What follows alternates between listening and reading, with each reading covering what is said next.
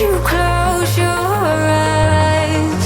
Hold on to me on this sleigh ride. Bring me the light. Bring me the light. Bring me the light. Bring me the light. Hi guys, how are you all doing? Welcome back to my channel, welcome back to Bookmas, and welcome back to another vlog. This tea is really hot, so I have to set it aside for a second. This beautiful china set, it's a set that I got at the T2 store in Sydney while I was still living in Sydney. I was obsessed with that store, with the tea and the different china sets and just in general the china that they have there, but I cannot buy it anymore. Anyways, let's just focus on this video. Zsuzsi.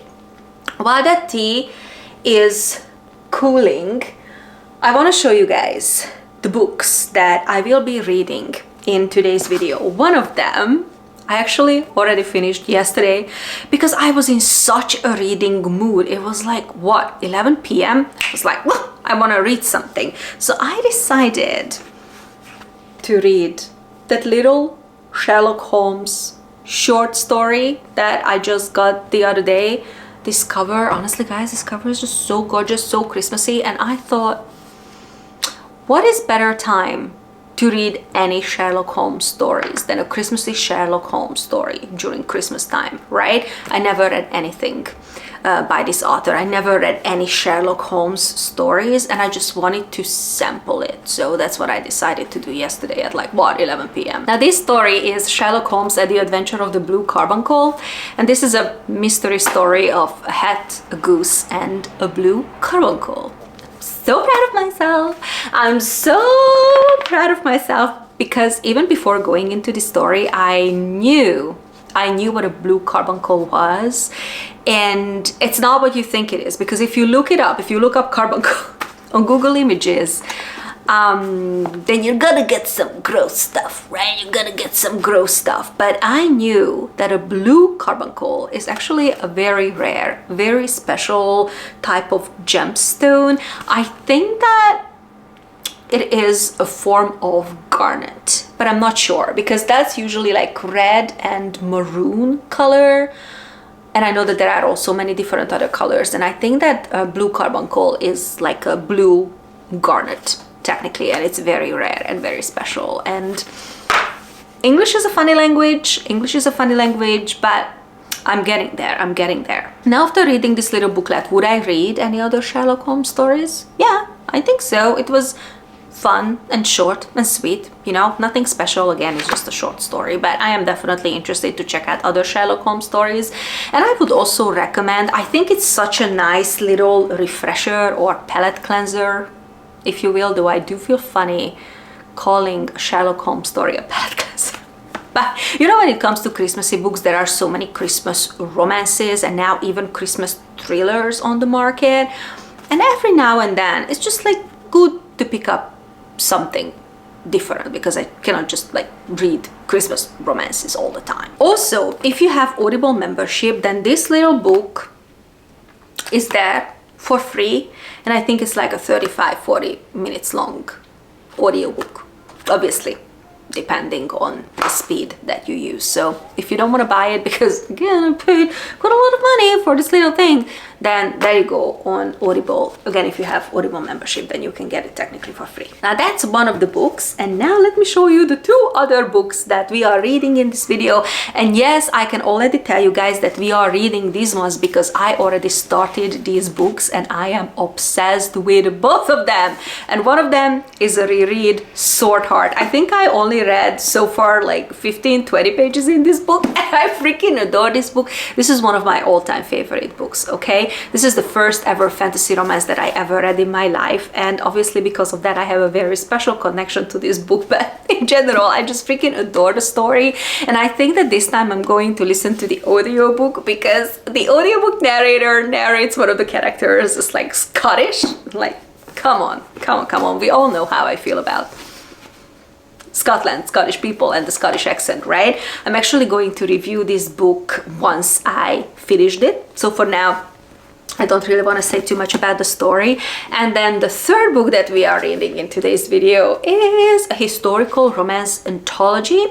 This is the one that's got 4 different Christmassy historical romance novellas.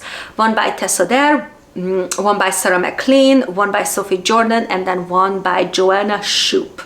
And I already started the Tessa Dare one, not only because this is the first story in the book. I shouldn't say story because it's a novella. This whole book is like what, 450 pages or something like that. So individual stories are like above 100 pages.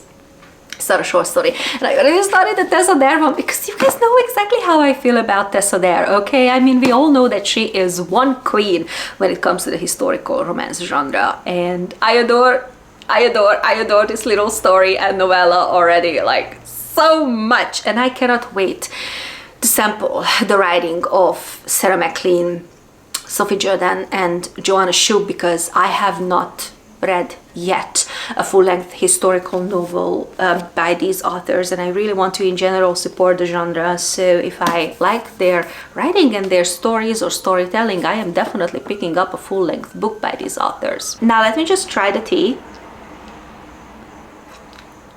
Yeah, it's nice. I mean, it's still hot, but it's nice. It's very nice. Is it one that I'm going to buy when the festive season is over? I don't think so. It's not among my favorites. I already have a lot of favorites. It's not among those, but it's really nice. And it actually does taste like blueberry pancake. It's so weird. And I also have a piece of cookie here. Guys, I'm going to knock myself out because finally I can chew. Not on this side, but on this side. And oh my god, I'm so excited to eat solid food again. I was supposed to bake these cookies on December 5th because usually I bake them on December 5th or December 6th, but I didn't do it this year because of the surgery, whatever. But now I made them, and the cookies actually reminded me that I wanted to talk to you guys about Christmas and the different Christmas traditions, because I am really interested to hear your Christmas traditions and also the Christmas food that is very specific to you, your country, your culture, or just, you know, your family traditions. Now, to me, when it comes to Christmas, it's not really about Christmas Eve, Christmas Day, or Boxing Day. It's not specifically about the holiday, but it's about the entire season. And ever since I moved to the United States, I am a little bit confused, and maybe you guys who are Americans out there, you can help me out a little bit, because I am so confused now here when the Christmas season begins, because for some people Thanksgiving, it's like a fall celebration, and some people already have the house fully decorated for Christmas during Thanksgiving. And I cannot decide, because I feel like here in New England, here in Boston, the moment Halloween is over, like, I don't know, November 1st, November 2nd, November 3rd, Christmas decorations are going up. Everybody celebrates Thanksgiving, of course, but I feel like that it's kind of part of the whole Christmas craziness. Now, is Thanksgiving a fall celebration? Because it is November, end of November, so technically it should be. Or is it completely now overtaken by Christmas? You guys who grew up celebrating Thanksgiving and also Christmas, can you guys let me know what is going on with Thanksgiving? Because I'm struggling a little bit. This year I also had my house decorated by Thanksgiving, because if I only decorate after Thanksgiving, then Christmas becomes what? Just kind of like a 2-3 week long holiday, and I wait a year.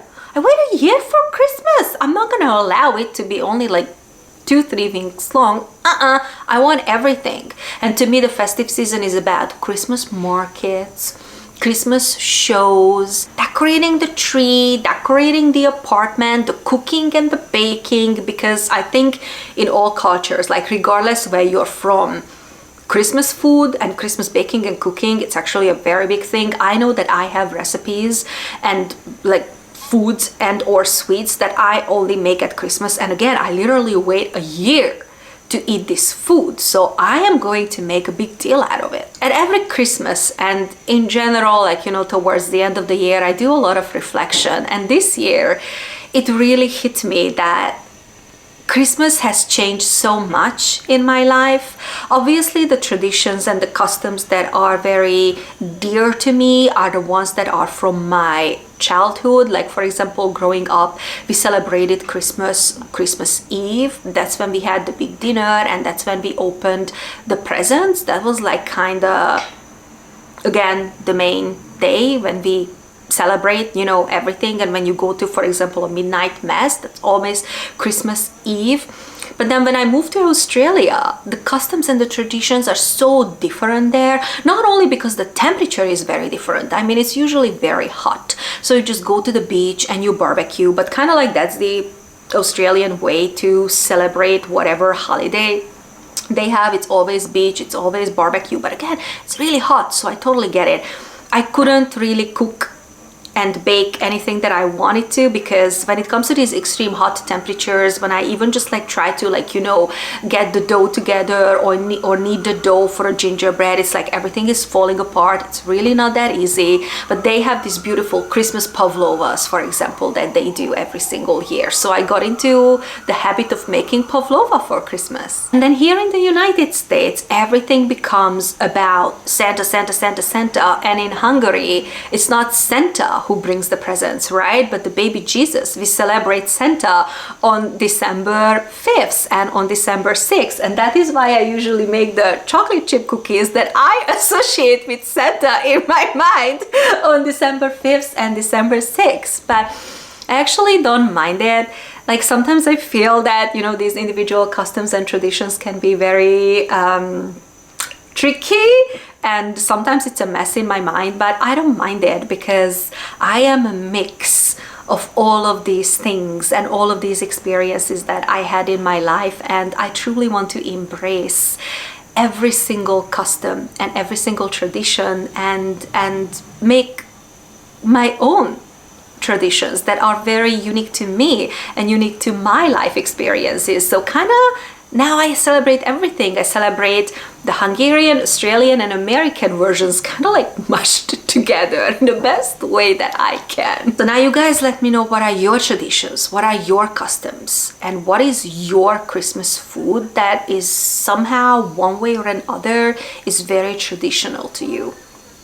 Spill the tea down below. And if I'm not careful, I will literally spill the tea now. First thing that we are going to do in today's video is going book shopping. I have a couple of books that I want to buy for the holidays, because I will have some time to read and I need these books in my life. So that's the first thing that we're going to do. And then I will pop in with a reading update. I don't know which book, Sword Hard or How the Duke Stole Christmas. It depends which book I will finish first. Probably Sword Hard, because when it comes to How the Duke Stole Christmas, the idea is to read a novella every single day, and 4 novellas, so it's 4 days. But I am loving it so much that maybe I will end up reading like more than 1 novellas a day. Anyways, I think it will be Sword Hard, but we'll see. Now let's go book shopping, guys. Let's go book shopping, guys. I have bookstore credit with this particular bookstore. I have about 45 bucks, and I want to find, I don't know, 2 books or maybe more than 2 books that I could read during Christmas and during the holidays, like, you know, after Christmas and before New Year's Eve. At least that's the plan. So let's go to the bookstore, check out what they have, look at some new books and get some bookstore recommendations, you know, not internet hype books. We'll see what we find once I am there.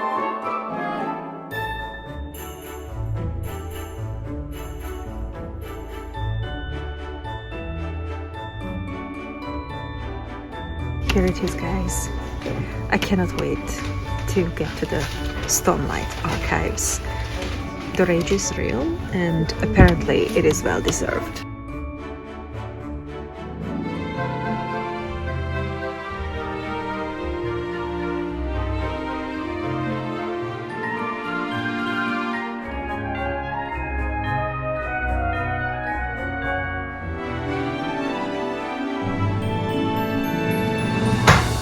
Look at all these Christmas books.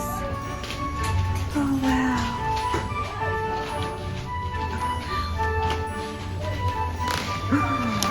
A nature poem for every winter evening.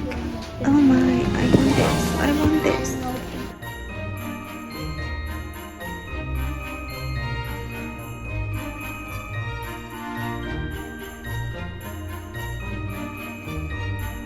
Is this one good, guys? I cannot say that I love the first two books, so I'm not sure. You guys let me know. I know one of you pointed it out, how beautiful the dust jacket and this entire book and the sprayed edges are for this series, the bookshops and bone dust, as well as legends and lattes, but unfortunately this didn't work for me, but I cannot deny that it's a beautiful hardback. This one is still on my radar. And that one, the John Green books, those are also on my radar. And this one. Oh, I want to read this series so bad. Oh my, I really do want to read this one. I think I'm getting this one.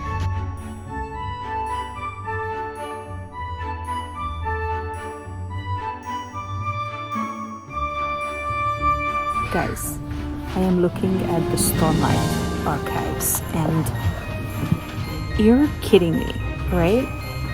I'm terrified to start this series. I mean, it's like 6,000 pages total. Oh my god. Excuse me, what? What's happening? I'm at the mystery/horror thriller section. Nice. This cover is everything. Guys, Little Women. Oh my goodness. And this is a paperback. Oh my goodness. I adore this cover, guys. Look at how beautiful that is. Oh my god.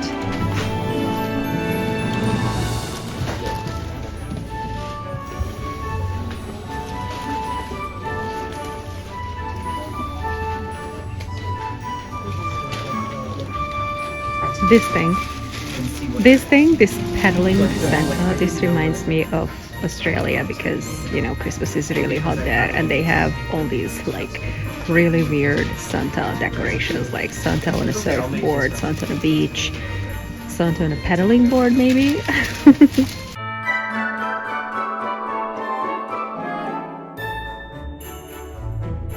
Are you kidding me? This? And this is an ornament. Can you see it? Oh, this is so fun. Oh my. I need this. I need this in my life. Does it smell like croissants? Oh my god, it smells like croissants. I think that if you're a foodie, this actually makes total sense. And they have croissants. Oh my god. Wow. She got another book published after all the online fiasco. Wow. Wow. There is a separate section now for special editions, guys. Bloodguard. I have heard of this one. Oh wow. Look at that. Oh wow. Alright, publishers now put a lot of effort into selling books. I just wish the inside was just as beautiful as the outside. Whatever. Oh, I have this one. Oh, I hated it.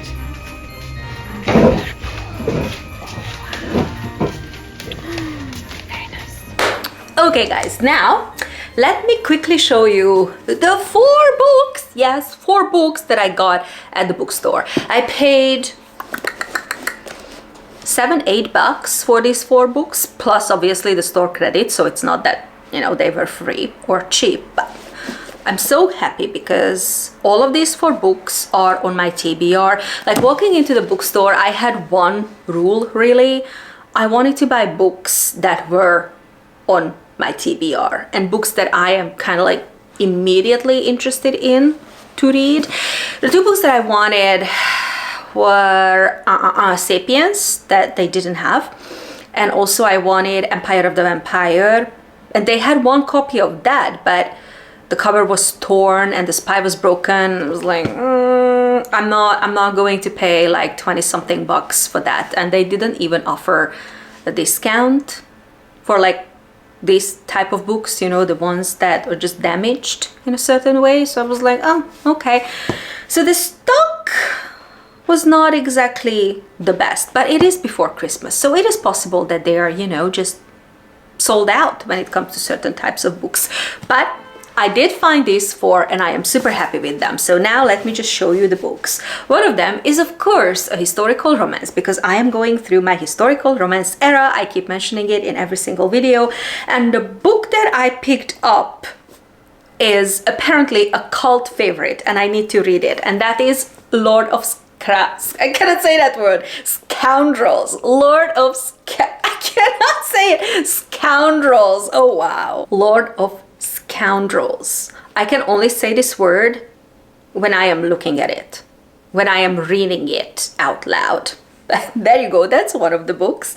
And I also got Year of Wonders by Geraldine Brooks. And this is a book that I wanted to buy used, and I ordered this book used, but then they suddenly just canceled on me. But I really want to read it, so I bought it. I hope that it's worth the money because it's almost like 20 bucks. But look at that cover.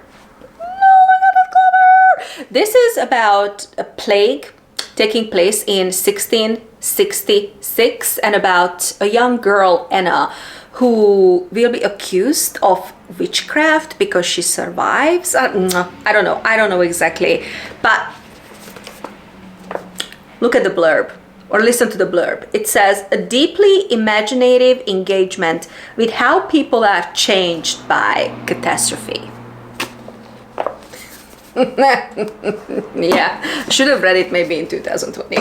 I don't know. The other 2 books that I picked up are fantasy books, and one of them, I've been interested in this book for such a long time, and I have no idea how I haven't read it yet, because when I read The Cruel Prince in January, that was the very first book I read in 2024. I was so freaking obsessed with the Elfheim universe. I cannot even put it into words. I was like, oh my god, what Holly Black pulled there. I was hooked. And I really wanted to pick up this book and read this book, but I think at the time it was only in hardcover and I wanted the series to match. So I decided to wait for the paperback, and then I just never bought it, never read it. And then I saw it. And I was like, oh my god, I am getting this. This is How the King of Elfheim Learned to Hate Stories. I think these are different fairy tales that Carden grew up listening to, or maybe these are like stories that happened to him while he was growing up. I'm not sure, but Jude and Carden, I mean, come on. And this book is insanely good quality, guys, and there are artworks in the book. Like, it's actually illustrated. It's not just text after text after text. It seems very pretty, and it's an insanely good quality. And this book in the bookstore was $13. I mean, it's YA fantasy, but still, you know, that's not like robbing a bank. And then the last book that I got, and this is like a high fantasy book, and I cannot wait to get to reading this because everybody just keeps talking about this book. There are people in my personal life who are not the biggest readers, and even they read this book and they were like, you have not read the Greenbone Saga yet by Fonda Lee?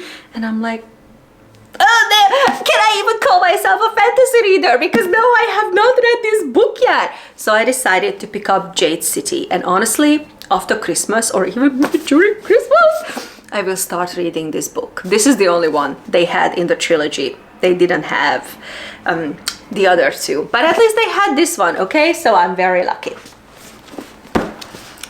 These are the 4 books. These are the 4 books, guys. Let me know if you read any of these books and what were your opinion on these books. I cannot wait to get reading these books, like seriously. Okay, now back to the scheduled programming, back to reading. I cannot wait, you guys, to update you about Sword Heart, because I think there's a chance that today I am finishing that book. I love that book and I love talking about that book. So see you guys in a couple of seconds where it's going to be all about Sword Heart. Guys, I finished both of these books. I finished both of these books and on the same day.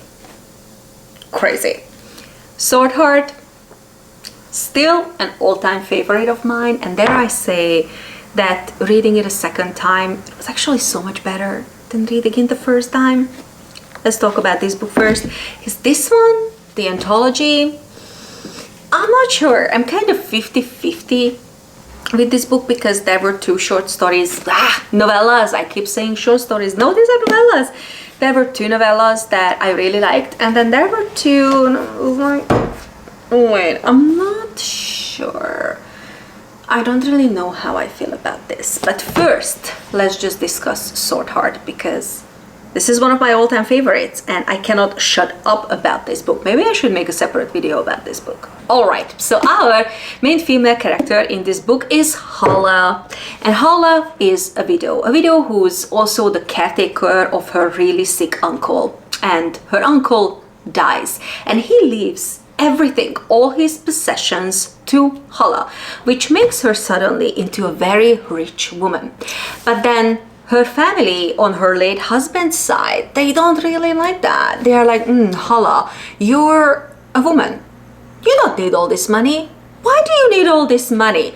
Let's just marry into our family again so we can take your money, also get you to make babies, and then we possibly kill you because we don't need you anymore. And she's like, oh no, I'm not getting married again, and I'm not getting married to that guy, to that creep with the clammy hands. No. So Hala decides to kill herself. And it's actually a really funny scene with the book, and that's how basically the entire book starts, like as she's trying to figure it out how to exit basically. But again, it is very humorous. It's actually not like very serious. And she decides to use a sword because her uncle was also a collector of these all kinds of artifacts.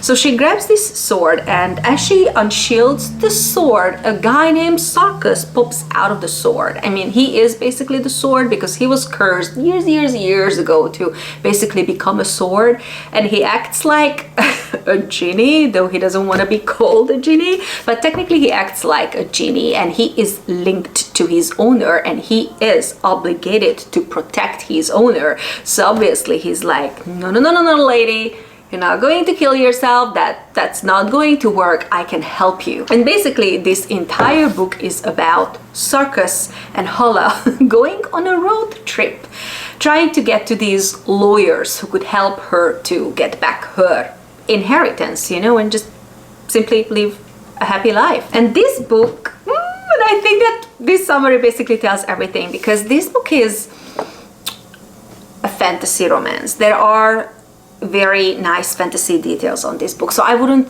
describe it as a romantasy. I think it's a typical fantasy romance. And it's also got a road trip in there and all kinds of adventures, because Hala and Sarkis, they come across a lot of different people and a lot of different creatures. There is also really great found family vibes, and that's just something that's very important to me. If it is in a book, I'm probably going to pick it up and probably I'm going to love it. And also the romance is just so good. It's got everything that I like, because I like a slow burn, okay? This is a slow burn. I like characters that are really nicely worked out individually, and then when you put them together, they are actually very different people, and they have amazing banter.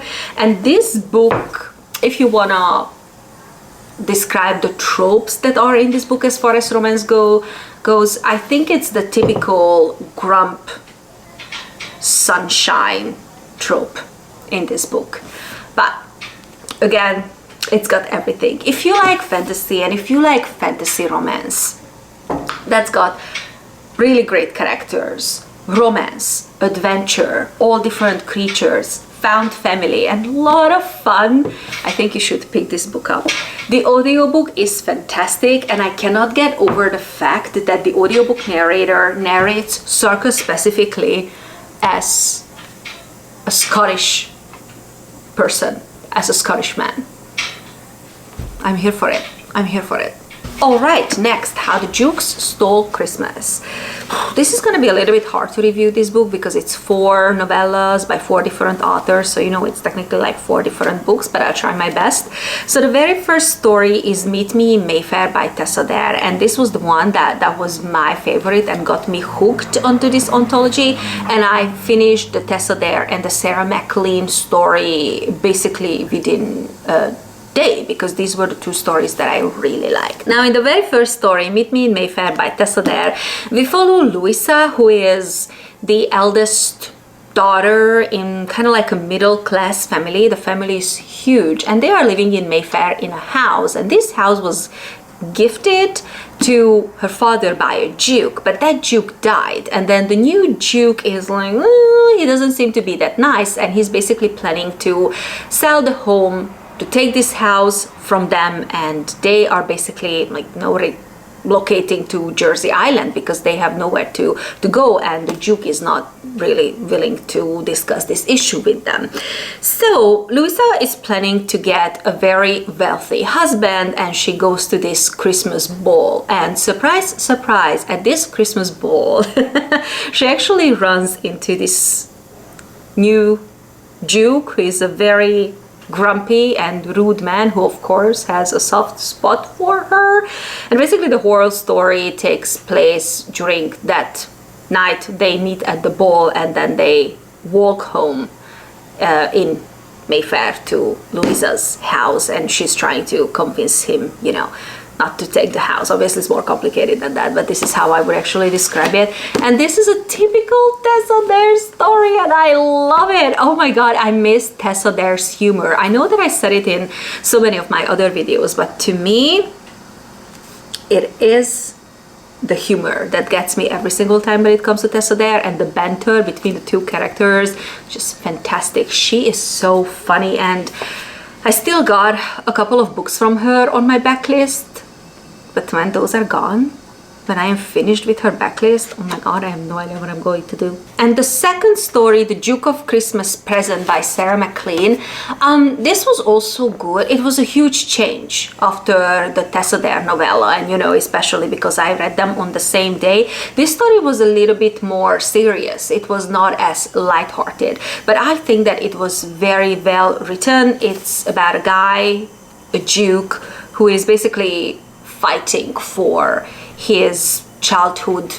love who returned to London, and he wants to rekindle the relationship. And it was, again, just like I said, very nice, but a huge change compared to the Tessa Dare story, but very well written. And it is safe to say that I am going to pick up other Sarah McLean books. And also, while we are talking about this author, I want to point it out that there is a shortbread recipe in this book. Like literally the shortbread recipe is in the book, and it is a McLean family recipe, and in every single novella the authors decided to one way or another incorporate the shortbreads.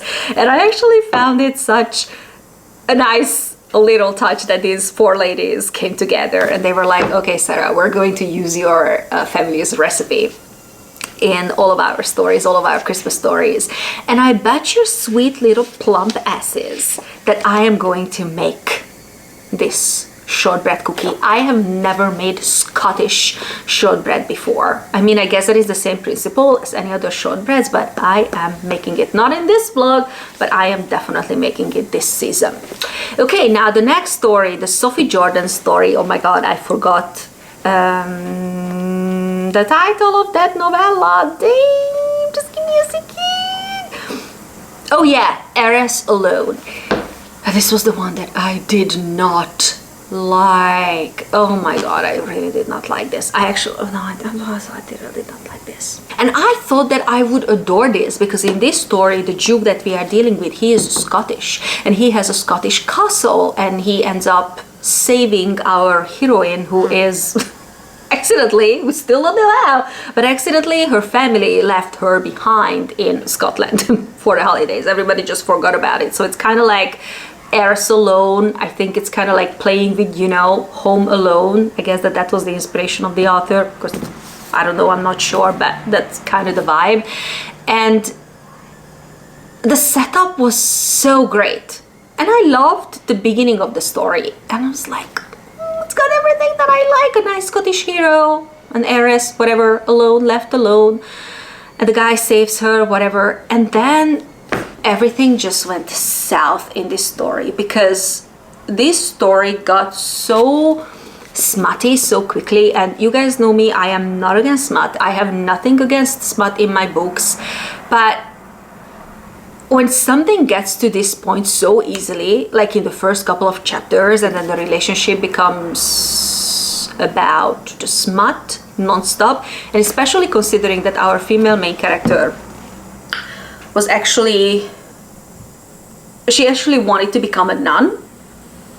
Well, that was a big change. She changed her mind very quickly, which is fine. Again, I just didn't understand why the author wanted to make her into a nun. And that this story didn't make any sense to me. I cannot criticize the writing, and I'm also not going to criticize the storytelling because I think that was fine. It's just the story itself. It doesn't make any sense. And that is my issue with the fourth one by Joanna Shupe, which was Christmas in Central Park.